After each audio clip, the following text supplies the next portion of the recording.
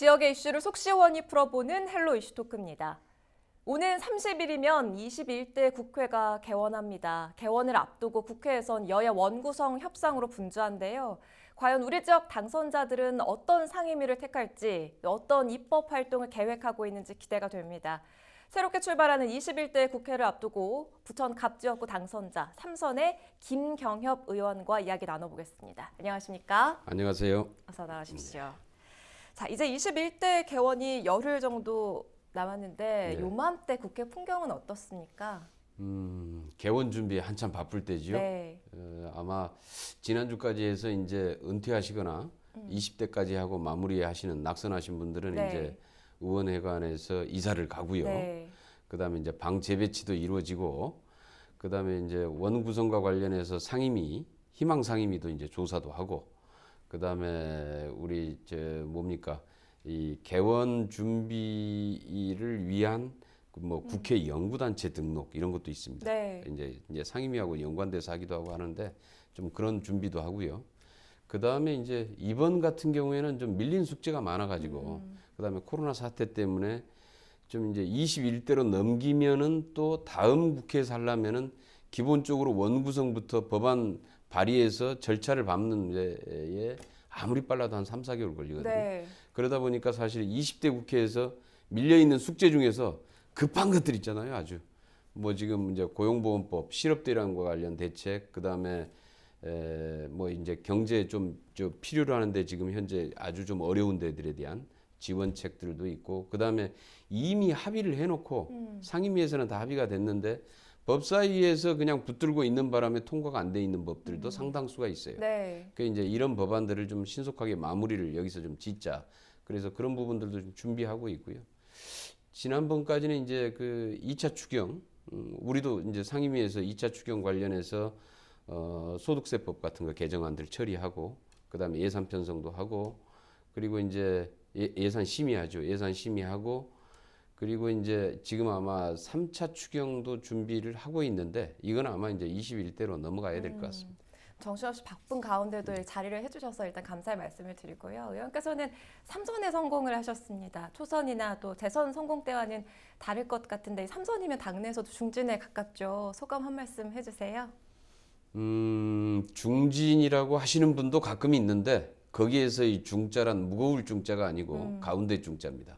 예, 그러니까 가운데 중자의 한 중진쯤 이렇게 네. 해서 얘기하는 게 될 것 같고요. 그다음에 아무래도 이제 초재선에 비해서 이제 맡는 역할들이 좀 다르죠. 국회에서나 당에서나, 그러니까 국회에서는 일단 상임위원장, 그다음에 당에서는 뭐 원내대표나 정책위 의장, 사무총장 같은 거의 이제 국회와 당의 주요 이제 핵심적인 역할들, 중심적인 역할들을 맡게 되는 게 주로 3선 이상이죠. 네. 그러니까 3선이 되면은 이제 그런 정도를 좀 이제 할 수 있는 자격이 된다라고 봐야 되고요. 그러다 보니까 아무래도 좀 더 좀 종합적으로 봐야 되고, 그래서 이제 그런 것들에 대해서 좀 당에 대한 책임감, 국회에 대한 책임감도 좀 훨씬 더 커진다고 봐야 되겠죠. 네. 총선 이후 계속 바쁜 스케줄이 이어지신 것 같은데 그래도 조금은 쉬셨나요? 어떠셨어요? 이 정치인들은 선거 운동할 때도 바쁜데 선거 끝나고 나서도 바쁩니다. 더 바쁜가요? 선거 운동하는 기간만큼 선거 끝나고 나서 또 인사 다녀야 돼요. 거의 아마 그 기간만큼 다녀야 네. 되는 것 같아요. 그래서 우선 바쁘기 시작하고, 그다음에 이제 다음 국회 사실 준비하는 것들도 굉장히 또 가지수도 많고요. 네. 해야 할 일들도 많고, 그래서 아마 그런 것들 때문에 지금 요즘에 그냥 계속 아주 분주하게 움직이고 있습니다. 선거 전후 정신없이 바쁜 날을 보내고 계시는데 이 거대 여당이 탄생하면서 민주당으로서는 앞서 잠깐 이야기를 해주셨지만 굉장히 책임감이 커지셨을 것 같습니다. 이 정도로 지지를 받을 수 있을 거다, 이 정도 성과를 거둘 거라고 어떻게 예상을 좀 하셨습니까? 어느 정도 기대는 했습니다. 그러니까 워낙 이게 지금 이제 국정농단 사태에 대한 촛불 시민혁명 이후에 문재인 정부가 들어서고, 네. 쭉 이제 문재인 정부가 여러 가지 국정 개혁을 추진해 왔는데 거의 국회에서 계속 다 제동이 걸렸거든요. 네. 그래 뭐 이제 국회가 그러다 보니까 이제 뭐 정말 일하지 않는 국회로 낙인이 찍혔죠. 식물 국회, 동물 국회, 예, 그다음에 침대 축구에서 따온 침대 국회까지 이런 이제 오명까지 들어서 아 이게 이제 이렇게 된 데에 대한 책임을 확실하게 묻는 선거일 수 있겠구나. 네. 그리고 이제 그런 면에 있어서의 아마 좀 야당에 대한 심판 같은 게 굉장히 강할 수 있겠다라는 예상은 좀 어느 정도 들었었는데요. 그런 것들이 실제로 좀 표심으로 좀 나타났던 것 같고 그런데 사실 180석, 177석 이 정도까지는 사실 갈 줄은 몰랐죠. 네. 예, 굉장히 의외였습니다. 맞아요. 그런데 과거 열린우리당 시절에도 사실 이 과반이 넘는 의석을 확보했는데 그때 당시에 사학법이나 국가보안법 등의 4대 개혁 입법이 하나도 통과되지를 못했습니다. 그렇기 때문에 이번에 거대 여당이 됐다고 마냥 기뻐하고 있을 수만은 없을 것 같은데 거대 야당, 거대 여당으로서 민주당이 좀 가장 경계해야 할 게 있다면 어떤 게 있을까요? 우선 열린우리당에 대해서 좀 철저하게 평가 분석을 하고 다시는 열린우리당이 했던 과오를 되풀이하지 말아야 된다라는 건 지금 다 공감하고 있는 것 같습니다. 네. 하나는 좀 이제 그 좀 리더십의 위기 같은 게 그 원인 중에 하나일 수 있고요. 또 하나는 이제 열린우리당이 갑작스럽게 창당이 돼서 당 내에 어떤 의사결정 시스템이나 여러 가지 뭐 공천 시스템 이런 그 당 운영 시스템들이 정착이 안 돼 있을 때입니다. 네. 예, 그래서 이제 여러 가지 이제 부작용들이 발생을 했고 이게 이제 당내에서 의견을 하나로 모아나가는데 굉장한 어려움들이 있었던 것 같아요. 그 당시에 뭐 저는 국회의원이 아니어서 잘 모릅니다만은 대개 그 다음에 이제 평가들을 하는 걸 보면은 근데 이제 지금은 좀 상당히 좀 다르다라고 생각을 합니다. 나름대로 지금 그 동안에 우리가 당 현대화 추진위원회 통해 가지고 시스템 정당을 만들기 위한 거의 지금 한 1년 이상의 쭉 준비들을 해왔고요. 그래서 당내 의사결정 시스템, 그 다음에 당원들의 의견 수렴하는 시스템, 그리고 공천 시스템 이런 것들이 미리미리 이번 같은 경우에는 다 준비가 네. 돼서 이런 시스템이 나름대로 정착이 돼 있는 상태입니다. 그래서 아마 열린우리당과 같은 과오는 되풀이하지 않게 될 것이다라고 보고 있고요. 네. 그 다음에 당내 아마 리더십이나 그 당시에 좀 이제 실패에 대한 반성 속에서 지금 당내 전체 당선자들이 가지고 있는 그런 문제들에 대한 좀 신중함 이런 것들도 함께 작용을 하고 그다음에 무엇보다도 지금 이제 코로나 사태나 이런 것들로 인한 국가적인 위기 상황 그렇죠. 이런 데서의 여당으로서의 책임감 이런 게 중요하고 그래서 아마 그 열린우리당처럼은 되지 않을 것이다. 그리고 최소한의 그런 책임감을 가지고 여당 의원으로서의 이번에 국민들이 이렇게 힘을 실어준 그러한 취지, 의미를 정확히 파악을 하고 그런 역할들을 제대로 아마 수행해 나갈 것이라고 생각을 하고요. 또 실제로 그런 각오를 가지고 있습니다. 네, 당시의 과오를 통해서 또 반성을 하고 되풀이하지 않겠다는 그런 의지가 느껴집니다. 말씀하신 것처럼 지금 코로나로 인해 국내외 상황이 굉장히 엄중합니다. 최근에는 이태원발 코로나가 재확산되면서 긴장감이 높아지고 있는데요. 부천에서도 확진자가 잇따라 나오면서 불안감이 커지고 있습니다. 생활 방역으로 너무 일찍 전환한 게 아니냐 이런 지적도 나오고 있는데 어떻게 보십니까? 그동안에 지금 부천은 약 한 1개월 정도 지금 확진자가 없이 야, 이거 좀 잘 대응을 해오고 있다 이렇게 판단을 했는데 이태원발 지금 확진자 때문에 확진자가 부천에 있는 나이트클럽까지 가가지고 지금 굉장히 지금 걱정스러운 상황이 지금 발생을 한 거죠. 네. 사실 여기에 이제 지금 이렇게 경계심을 늦추지 말아야 된다라고 하는 거에 대해서는 정말 중요한 문제인 것 같고요. 네. 그런데 이제 그 우리가 보면은 그 동안에 이전에 그 대구에서 발생했던 신천지 이 집단 감염 사태도 이렇게 극복을 해오지 않았습니까? 네. 그런 걸 보면은 이제 우리 한국의 K 방역 선진적인 방역 시스템이 상당 정도의 역할을 하고 있고 이건 전 세계가 아마 가장 부러워하고 있는 부분이기 때문에 네. 저는 이태원발 이번에 이 부분도 이제 한 자릿수로 좀 떨어졌긴 했더라고요. 전국적으로는 보니까 확진자 수가. 그런데 우리 부천은 지금 이제 나이트클럽 때문에 좀 더 좀 신경을 좀 바짝 좀 써야 될 부분인 것 같은데요. 그래서 그런 부분이 있습니다만은 그러나 우리는 반드시 이제 기존에 좀 우리가 해왔던 과정과 경험으로 봤을 때, 노하우로 봤을 때 일정 정도 극복해낼 수 있겠다라고 하는 자신감도 어느 정도 이제 준비돼 있는 거 아니냐라고 보고 있습니다. 네. 가까운 인천의 경우는요, 확진자가 동선을 거짓 진술하면서 파장이 컸는데 시가 해당 확진자를 고발 조치했습니다. 의원께서는 이 정부 조치를 위반하면 구상권을 청구할 수 있는 법안을 발의하기도 했는데 지금 현재는 고발을 조치하게 되면 어디까지 처벌이 가능한 건가요? 그게 지금 정말 중요한 게요. 지금도 처벌이 가능합니다. 그런데 정부에서 방역 지침으로 내리고 있는 사안들에 대해서 위반을 하면은 지금도 처벌이 가능합니다. 네. 거기 아마 그 조항이 거의 지금 현행법에도 1년 이하의 징역 또는 1천만 원 이하의 벌금에 네. 처할 수 있는데 문제는 그런 거죠. 이런 방역 지침들만 제대로 좀 잘 지키고 하더라도 우리가 어느 정도 경제 활동을 해 나가면서 사실 이 코로나를 좀 예방할 수 있을 것 같은데 문제는 이제 방금 얘기하신 그런 좀 사고 치시는 분들이죠. 방역 지침을 위배하거나 아니면 역학조사하는데 거짓 진술을 하거나 이렇게 해가지고 완전히 방역망을 흐트러뜨리고 네. 실질적으로 선제 대응을 하기 어렵게 만들 경우에 이제 이럴 경우 그 다음에 이제 하지 말라는 집회를 꼭 기어코 하는 경우도 있죠. 또 이제 만약에 어떤 집회를 하게 될 경우에는 뭐 꼭 마스크를 쓰고 몇 가지 쭉 수칙들이 있지 않습니까? 네. 이런 걸 지키지 않고 그냥 하는 경우들. 이제 이런 경우에 이제 고의적 어느 정도 이거는 그 미필적 고의성이 있다라고 보고요. 이런 문제들에서는 어찌 됐든지 좀 강력하게 좀 처벌도 필요하다라고 생각을 합니다. 그래서 사실 이제 발의했던 법인데요. 네.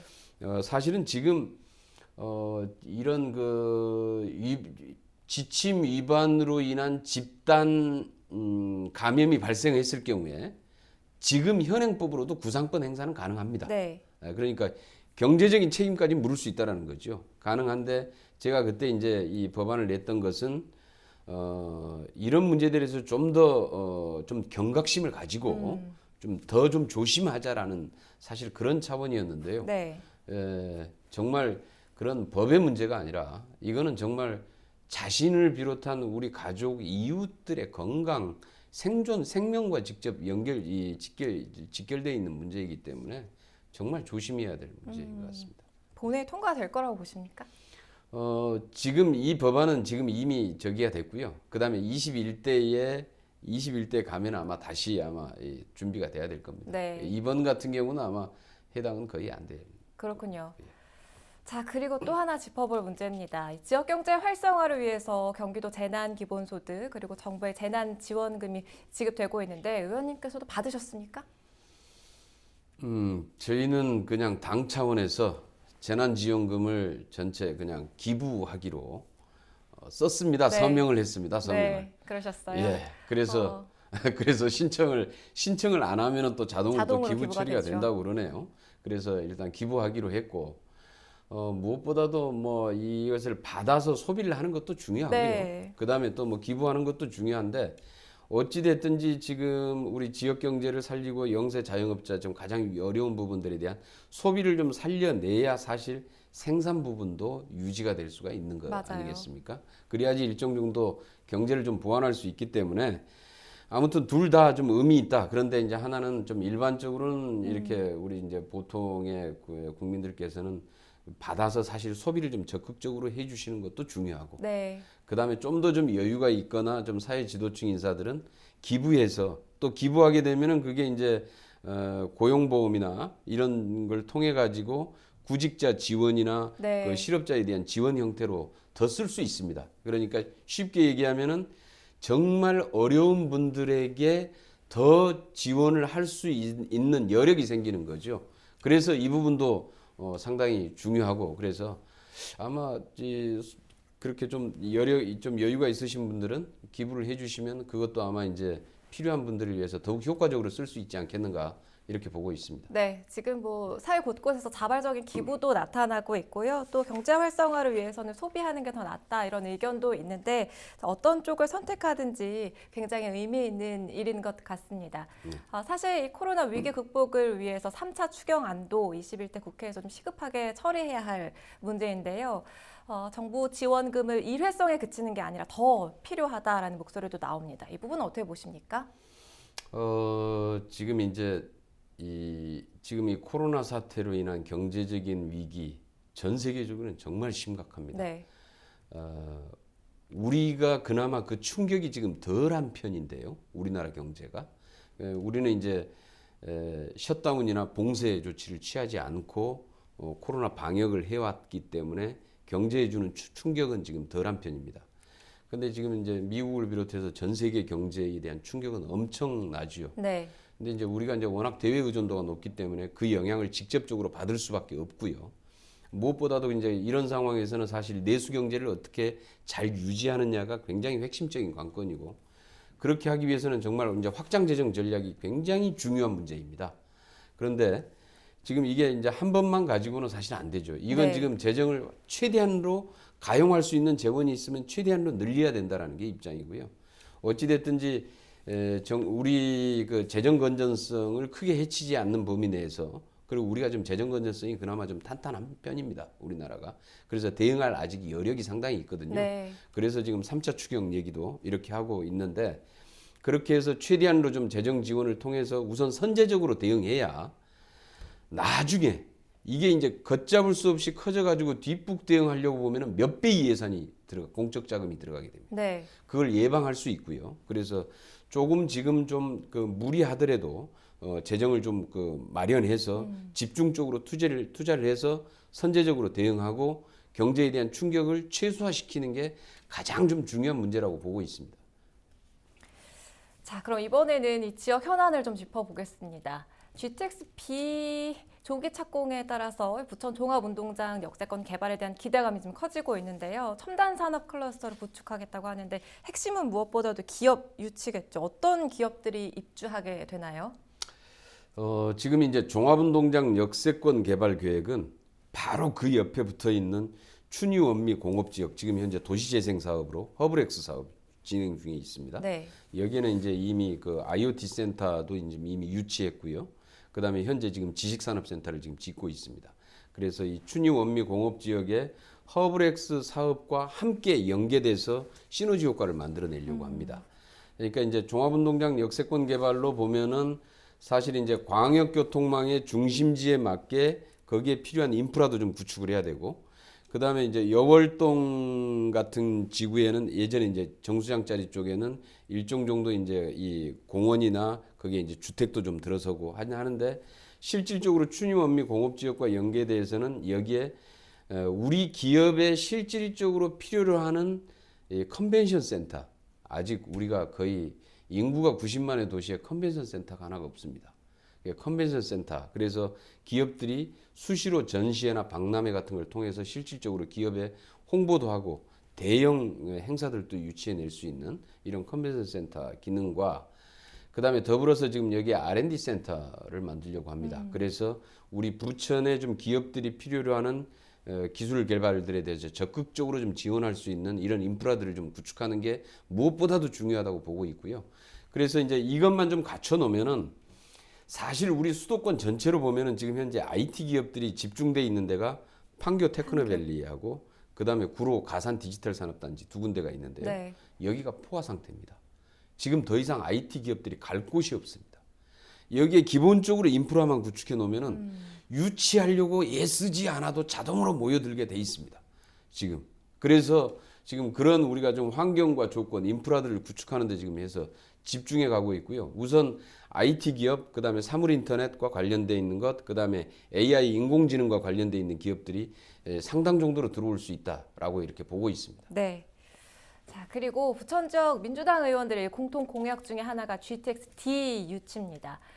그런데 이 GTX-D의 경우에 노선도 지금 나오지가 않았는데, 그럼에도 불구하고 서울 남부 급행철도와 연결 가능성도 제기되고, 또 의원께서는 관련해서 박원순 서울시장과 면담도 한 걸로 알고 있는데, 이게 어느 정도 논의가 진행되고 있습니까? 사실 이거를 할 때는 이제 GTX-B 노선이 확정이 되고 나서 이것이 가져오는 이제 우리 부천의 그 사실 광역교통망에서 차지하는 우리 부천의 가치, 부천의 효과, 이러고 있었는데요. 마치 서울에서 서울의 이 한강 이남의 동서를 연결하는 남부 급행철도를 준비를 하고 있다라고 하는 제가 소스를 들었습니다. 네. 그래서 그러면은 저것을 우리 부천까지 연결을 시켜서 할 수 있는 방법이 없을까? 그래가지고 이제 서울시랑 협의를 시작을 했는데 네. 일정 정도 이걸 이제 부천 우리 종합운동장 지금 현재 GTX B 노선에 역이 만들어지는 데하고 이게 같이 여기하고 GTX의 환승역이 만들어지게 되는 경우죠. 네. 이렇게 하면은 이것이 가져오는 시너지 효과가 그동안에는 이제 수도권의 남서 북동쪽으로 향하는 이 GTX 축이 이제 동서축과 이게 이 환승이 되지 않습니까? 이것이 가져오는 이제 사실 시너지 효과를 이제 고려를 했던 것이고요. 그래서 이제 그 당시에 박원순 서울시장님 직접 만나 뵙고 이것을 부천까지 연장해서 기왕이면은 이거를 서쪽으로는 김포 한강 신도시까지 그리고 동쪽으로는 강남을 거쳐서 하남 신도시까지 연결을 하면은 광역 교통망으로 GTX D 사업으로 할 수 있을 것 같다라고 하는 데에 대해 같이 공감을 했습니다. 그래서 이제 여기에 대한 지금 현재 사업이 좀 추진 중인데 아마 우리 경기도와 서울시는 전혀 이견이 없습니다. 네. 그리고 이제 하나는 사실 인천 쪽이 노선을 가지고 약간 좀 이견이 있어요. 인천 내부에. 그래서 좀 그 부분만 좀 정리가 되면은 금년 말에 있을 국토부의 이제 국가철도망 4차 계획이 만들어지는데 여기에 지금 반영을 했으면 좋겠다라는 것을 목표로 지금 추진을 하고 있습니다. 그렇군요. 밝은 표정으로 청사진 설명해 주셨는데요.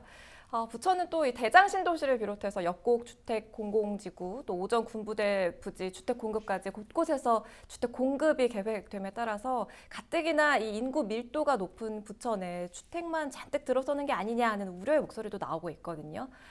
관련해서 이 상동 영상단지의 경우는 5천 세대 주택 공급에 대해서 다시 논의를 해보자 이렇게 이야기도 나왔는데 관련해서 어떤 보관 좀 갖고 계십니까?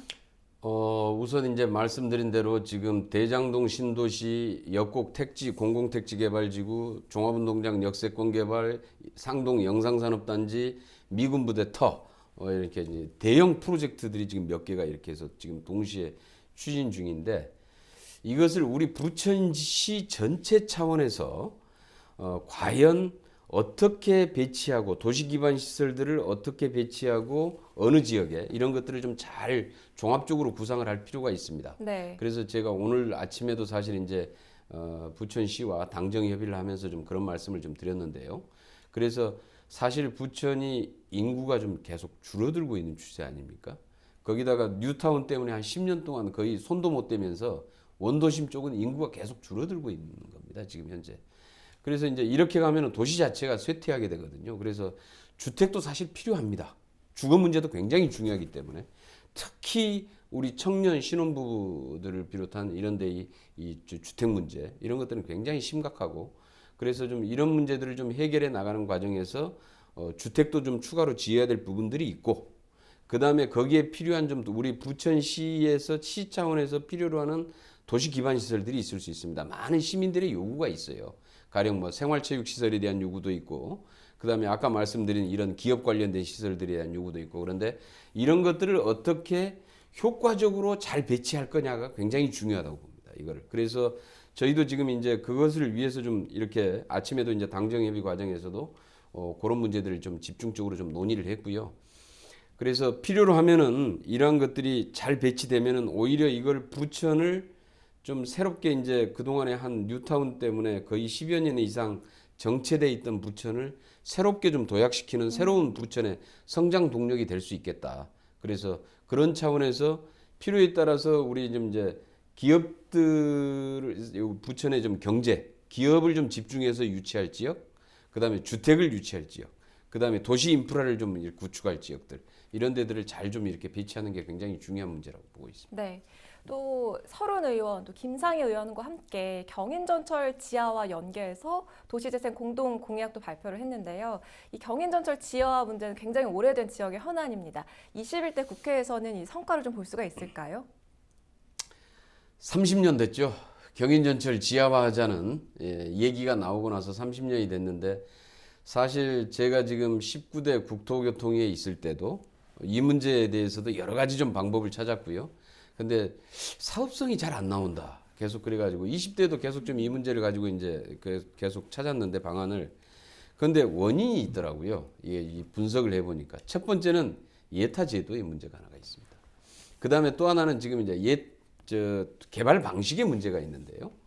이것을 지금 지하화시키는 것을 하나의 프로젝트로 하고 그다음에 지상 부지를 개발하는 것을 또 다른 프로젝트로 잡지 않으면 지금은 이걸 통합해 가지고 개발하기가 굉장히 어렵습니다. 이러다 보니까 사업성이 안 나오는 겁니다. 쉽게 얘기하면은. 그래서 제가 이제 법안을 결국은 냈던 게 예타 제도도 일정 정도 개선을 했습니다만은 법안을 냈던 게 이 지상 전철의 지하화와 그 지상 부지를 통합 개발하는 법안을 통합 개발을 할 수 있는 법안을 지금 제출을 했는데 이것도 좀 정부 쪽에서도 상당 정도 긍정적으로 보고 있습니다. 네. 긍정적으로 보고 있는데 이것도 야당이 좀 흔쾌하게 좀 동의를 해주면 좀 속도감 있게 진행될 수 있을 것 같은데요. 이번에 아마 20대 국회에서는 통과시키는데 아마 어려움이 있을 것 같고 21대 국회에서 다시 이 문제는 일정 정도 좀 정부 쪽에서도 긍정적으로 보고 있어서 통과가 가능하고 이게 되면은 이 두 가지에 그러니까 지상 전철의 지하화와 지상 부지 개발을 하는 두 개의 프로젝트 사업을 통합 개발할 수 있는 여력이 생기면서 예타도 예비 타당성 조사 사업도 실제로 이렇게 이루어진다면은 그럼 사업성이 만들어질 수 있을 것 같아요. 그리고 이제 문제는 이것을 하기 위한 그러니까 이 통합 개발이 얼마만큼 경제성이 있는지 이런 문제들을 좀 미리 사전에 좀 이제 검토하기 위한 금년에 연구 용역 예산이 편성돼 있습니다. 처음이죠. 사실은 이 연구 용역에서는 지상전철 지하화 추진을 위한 이제 발판이라고 봐야 되는데요. 그래서 금년 예산에 작년에 제가 금년 예산 편성할 때 거의 밀어붙이셨군요. 거의 밀어붙여서 네. 일단 편성을 해놨고 그다음에 올해 이제 여기에 대한 연구 용역이 들어가고 그 결과가 나오면은 어느 정도 추진에 좀 탄력이 붙지 않겠는가 이렇게 보고 있습니다. 기대감을 갖고 좀 지켜봐야 되겠고요. 자, 이렇게 지역 현안 짚어봤고요. 21대 국회 이제 개원을 앞두고 현재 원구성에 대해서 여야 협의 중에 있는 상황인데 의원께서는 외교통상위원회에서 활동을 하셨죠. 21대 국회에서도 역시 같은 생각이십니까? 20대 국회 전반기는 외교통일위원회 간사로 있었고 이제 20대 국회 후반기에는 기획재정위원회에 있었습니다. 네. 그래서 우리 이제 소득주도 성장, 포용적 성장에 대한 이런 것들이 실제로 제대로 좀 실천이 되는지에 대한 점검 부분들이 좀 큰 문제였고요. 기획재정위원회가 사실 우리 지역이 필요로 하는 예산을 확보하는 데 굉장히 좋습니다. 그래서 이제 상당 정도로 좀 예산을 확보하는데도 기획재정위원회가 많은 도움이 됐죠. 그리고 이제 큰 우리 부천에 아까 말씀드린 그 대형 프로젝트 사업들을 일단 해내는데도 일단 상당 정도의 좀 성과를 좀 거둘 수 있었다고 보는데요. 지금은 이제 문재인 정부 이제 3년이 지나고 남은 임기 2년이 남았습니다. 사실 이제 이 내치 관련된 부분들은 보면은 이제 포용적 성장 정책, 혁신 성장 이런 부분들이 큰 이 기틀이 좀 마련이 됐다라고 봐요. 그러니까 이런 것들이 이제 계획에 따라서 착착 제대로 진행되면 될 것 같은데 문제는 이 남북 관계 부분입니다. 남북 관계가 지금 우리가 지금 지난 18년 작년 재작년까지 세 차례 지금 남북 정상회담이 이루어지면서 잘 나가다가 지금 작년에 지금 그 북미 정상회담이 지금 결렬되면서 지금 정체 상태에 지금 빠져 있는데 다시 좀 여기서 좀 활로를 좀 찾아야 되는데 정부만의 힘만 가지고는 여러 가지로 부족할 것 같아요. 그래서 사실 의회 차원에서도 우리 국회 차원에서도 움직여야 될 영역이 있습니다. 가령 예를 들어서 남북 관계의 키를 지금 미국이 굉장히 지금 키를 쥐고 있는데 미국 연방의회하고의 협력 관계가 좀 필요합니다. 적극적으로. 그래서 제가 그런 데 있어서 지난 외통위 그 전반기에 외통위 간사를 하면서 일정 정도 연방 의원님들하고 일정 정도 인맥도 좀 있습니다. 그래서 그런 걸 잘 활용을 해서 미 연방의회 내에서도 지금 상정되어 있는 종전선언 결의안 이런 것들도 좀 적극적으로 좀 힘있게 좀 추진을 하고요. 그다음에 우리 국회에서도 판문점 선언 비준 동의안이나 종전선언 촉구 결의안 이런 것들이 통과될 수 있도록 적극적으로 좀 나서서 남북 관계의 좀 활로를 열어보려고 합니다. 그런데 아마 이게 사실은 3선 이상은 상임위를 선택할 권한이 없다고 그래서 좀 두고는 봐야 될 것 같아요. 네, 희망하시는 곳은 있으나 좀 두고 봐야 한다는 설명을 해주셨어요. 21대 국회의원으로서의 포부도 들어봤고요. 자, 헬로 이슈토크 21대 총선에서 부천 갑에서 당선된 더불어민주당 김경협 의원과 이야기 나눠봤습니다. 시청해주신 여러분 고맙습니다. 네, 감사합니다.